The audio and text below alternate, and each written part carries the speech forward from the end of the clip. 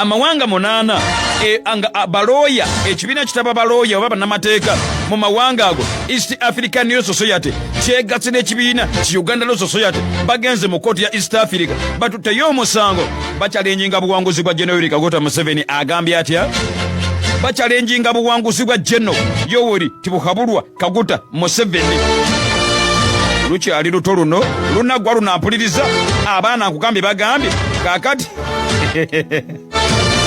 abaana bagambye General Kaguta Museveni ekyamazima teyawangula mazima na bwenkanya okusinziira ku alipoota namuteeka gye tulina babano bagamba nti ekyamazima mwenna mwalaba ebyaliwo munda mu ggwanga lya Uganda newankubadde nga yalangirirwa nga 17 omwezi ogwa January ekyamazima omukulu teyawangula mu mateeka teyawangula mazima na bwenkanya y'ensonga lwaki tusazeewo tumukube mu mbuga abakulu bagamba nti amajjo okubeera nga geenyigira mu kalulu kano yemu ku nsonga zibagenze okutwala mu kooti ya East Africa bagamba kino kyaleetera abantu bangi bannansi okutya okutyamazima ne balemesebwa okubeera nga balonda bannansi abalala mbu okusinziira ku bujulizi bwe baafuna mbu nga waliwo n'obutambi obulaga men in uniform bamukwata mundu nga bali mu byambalo bano bagamba nti nedda tetuyinza okubeera nga tutunulanga bannamateeka munda mu ggwanga lya Uganda ne East Africa nga tukolombeza ekintu kimu kyokka kyokka ntulina kye bayita rule of law okusigala ng'ekyamazima amateeka galenyibwako bwegatyo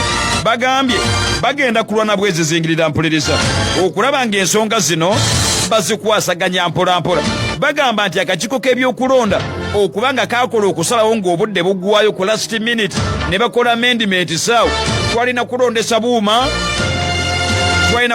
buuma BBVK machines ampuliriza biometric voter verification kits zitwalina okubeera nga tukozesa nazo zenyini ku last minute ne bagamba kakati nedda byekyanze obuuma bwaganira ddala okukola ampuliriza kyokka Uganda yabuteekamu ssente mpitirivu ampuliriza kakati bannamateeka bagamba nti ekyo kyokka akakiiko k'ebyokulonda kyekaakola tekyali mu mateeka tulina okukiwakanya bwe kiba nga mwali mutugambye kulondesa buuma lwaki mutuuka akaseera akasembayo ne musalawo nga bannansi temumaze kwebuuza ku bantu bakwatibwako abaali beesimbyewo mu kalulu b'obuzavaazi n'abakwatibwako ensonga lwaki temwatutegeeza ampuliriza bannamateeka nkugambye munda mu ggwanga lya Uganda ekibiina ekibataba ki Uganda Law Society n'agambye pulezidenti waakyo Isaac Ssemakadde talino munda mu ggwanga lya Uganda yafuluma emisinde yagamba leka wano sirina gakwatibwa munda mu ggwanga lya Uganda wuliriza abakulu bali mu kugamba nti nedda bwe kiba nga mutugamba nti kali kamazima na bwenkanya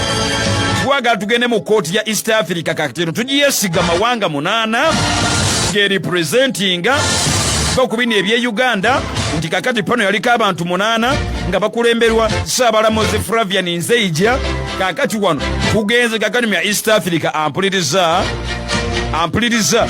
ekiri kakati mu nyumba ya NRM kutakula bwongo ekibiina ki NRM akadde kano kirina kakati nakyo okubeera nga kiwawula bannamateeka baakyo ate kirina okubeera nga kadde kano NRM eddamu kakati okwawula bannamateeka baayo kubanga Uganda Law Society egambye tulina okulabika nga ekyamazima tuluwana okulaba ng'ensonga tuzikwasaganya.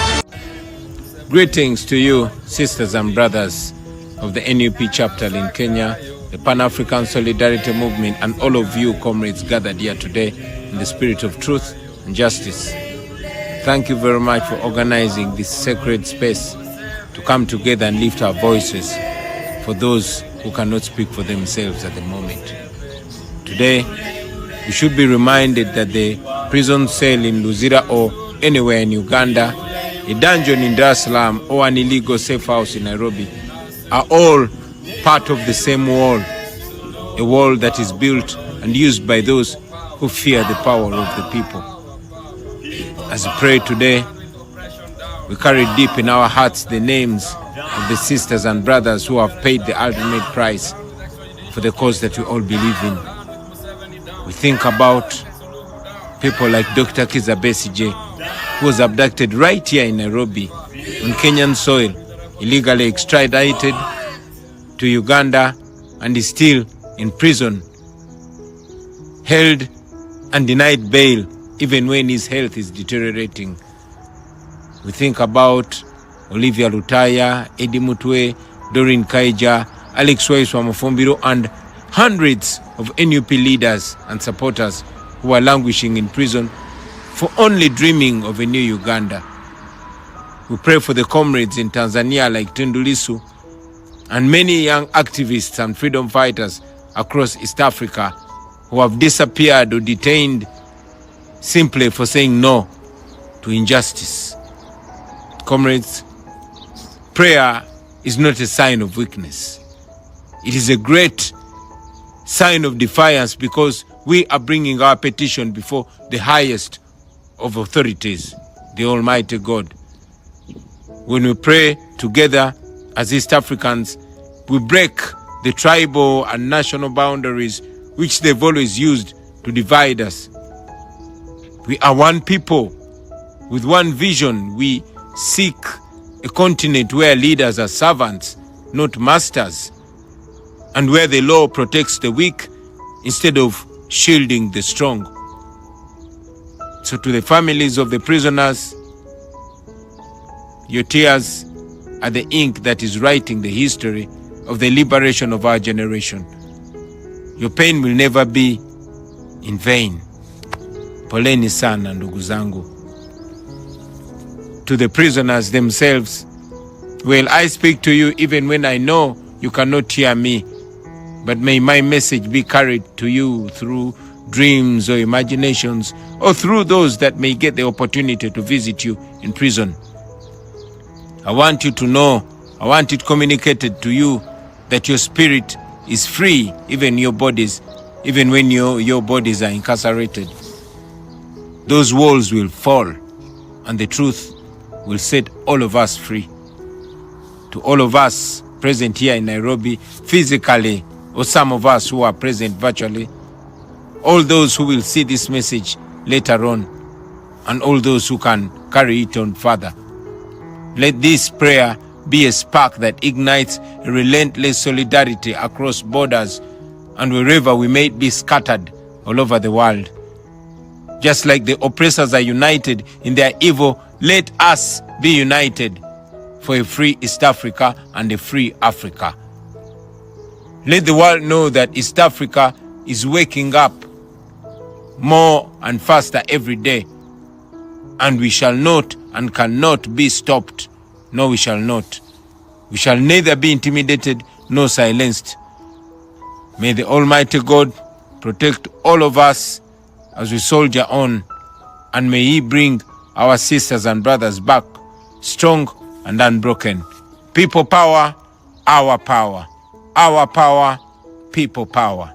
Bigambo bya His Excellency Robert Kyagulanyi Ssentamu bw'atyo era yategeezezza bannankyukakyuka nti temuggwaamu ssuubi musigalenga muli kumulabwa, essaawa yonna ekikutte obudde kijja kumalirizanga kibutadde yoyo. His Excellency Robert Kyagulanyi Ssentamu bwe yabadde ayogerako eri bannakenya abo abagenda mu maaso n'okubanga bakwataganira wamu n'ensonga eza Uganda okuba nti nabo bawakanya ebyo ebyali mu kalulu ke Uganda, era nga abagamba nti oba oliawo Mwami Museveni tateekeddwa kubanga ye mukulembeze wa Uganda, obuwanguzi bwe bwali si butuufu era yabba bubbe. So babadde balaga obumu eri Uganda n'okugamba nti ekimala kimala, it is time for Museveni okubanga aleka bannayuganda bagende maaso n'okubanga beekulembera. So His Excellency Robert Kyagulanyi Ssentamu yayogeddeko eri gye bali era nga yakozeseza omukutu ogwa Zoom n'abeebaza okubanga Kenya ebbanga lyonna bannakenya basitandinze wamu naffe, tebalinga mawanga malala, era nga bannakenya oba oliawo okutwaliza wamu mawanga ga East Africa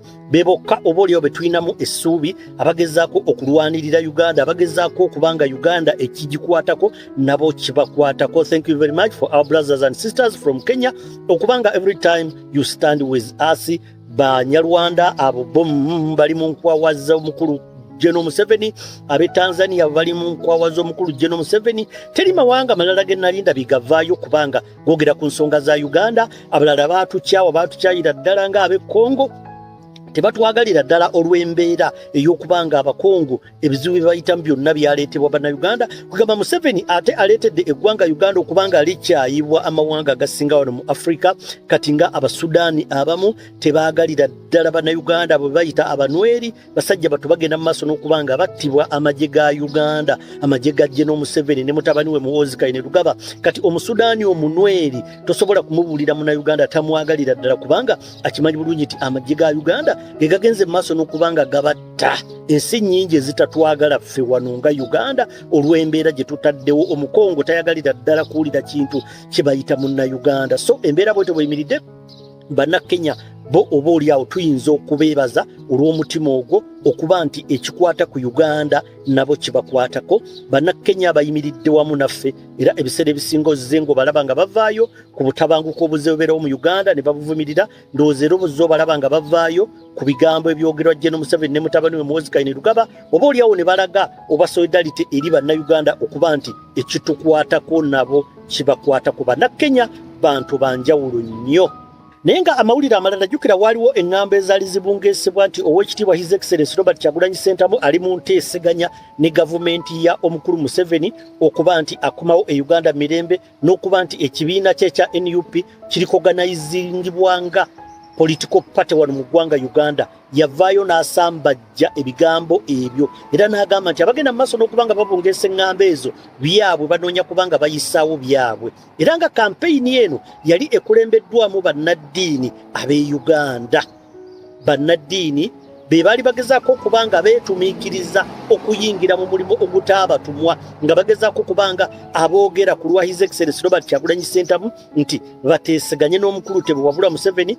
His Excellency Robert Kyagulanyi Ssentamu asobole okubanga akomawo mu mirembe, asobole okubanga akomawo nga tewali amukubye ku mukono. So omukulembeze yavaayo n'agamba nti ebyo bigenda maaso n'okubanga bikolebwa ye tabimanyi era tabitegeera. Era n'ategeeza nti ye eddembe lye tasobola kubanga ate amala kuliteeseza okulifuna. Okitegedde ekigambo ekyo? Yagamba tasobola ku negotiating for his freedom okuba nti afuna eddembe lye. So abo bonna bali bagenda maaso n'okubanga bagamba nti waliwo enteeseganya wakati wa His Excellency Robert Kyagulanyi Ssentamu ne abakulu abafuga kuno byali bifute byali bituufu, naye nga abantu abali bakulembedde ensonga eyo baali bannaddiini. Mujjukira bannaddiini lwe baakwata ekkubo ne bagenda mu maka ga His Excellency Robert Kyagulanyi Ssentamu mu kiseera bwe baali batulugunyiza mukyala we. Bannaddiini abo baali batumiddwa omukulu Yoweri Kaguta Museveni. Era ojjukira nti bwe baali bagenda bannaddiini bajjawo abasirikale era tebaabasangawo. Ekitegeeza state yali ebasindise okugezaako okulaga ensi nti bannaddiini bali ku sayidi yaani ya His Excellency Robert Kyagulanyi Ssentamu, ogezaako okulaga ensi nti mu maka ga His Excellency waali tewaliwo basirikale. Bannaddiini abo mubajjukira ba Interreligious Council bwe bakwata ekkubo ne bagenda mu maka ga His Excellency Robert Kyagulanyi Ssentamu, state yali ebasindise, tewaaliwo kintu kirala kyonna kyali kibatutte. Kati mu mbeera eno babadde bakukuta nga bagezaako okutukkirira mukama waabwe. Bannaddiini abasinga wano bakolera mwami Museveni. Kati babadde bakukuta nga bagezaako okubanga batuukirira mukama waabwe nga boogerezeganya naye nti asobole okubanga ateekawo enteeseganya wakati we ne Robert Kyagulanyi Ssentamu ekitali kituufu. Era n'amawulire gaavaayo ne gakibreakinga nga bagezaako okulaga nti omukulu ali mu nteeseganya n'abasajja abo okulabika nga akomawo wano mu Uganda mirembe, nga tewali amukuba ku mukono, nga tewali amukutteko. Kati nga bino ebintu omuntu yali asinga okubibaakinga n'okubikumamu omuliro munnabyabufuzi yali Mubaraka Munyagwa eyeefuula nti ali ku ludda luvuganya gavumenti. N'ekigendererwa ky'okuba nti agezaako okuteekawo embeera nti n'abali ku ludda oluvuganya gavumenti nabo ekintu bakimanyi era kituufu. Era Mubaraka Munyagwa muno y'omu ku baagamba nti His Excellency Robert Kyagulanyi Ssentamu yayita ku Entebbe International Airport omusajja ow'omuto oyo. Era y'omuntu omwe yagamba nti His Excellency Robert Kyagulanyi Ssentamu baamuwa ssente nnyingi ye ne Frank Gashumba bwe yali afuluma eggwanga. Ne twebuuza ne tugamba nti omuntu agenza okulabisa ate osobola otya okuba ng'omuwa ssente agenda akulwanyise okuleka nga naawe oli mu ssiru. Beebo bannabyabufuzi baffe ab'e Uganda bagezaako okutufuulinga okutuzanyira ku mitwe okulaga oba oliawo nti ffe abasigadde tetutegeera, naye nga buli kimu kijja kuggwa. Kyenyiza okugamba gwe munnayuganda olina kusigala nga olinamu essuubi embeera yonna ejja kumaliriza etuuke akaseera oba oliawo eggwe Museveni ajja kumaliriza nga atuvuddeko.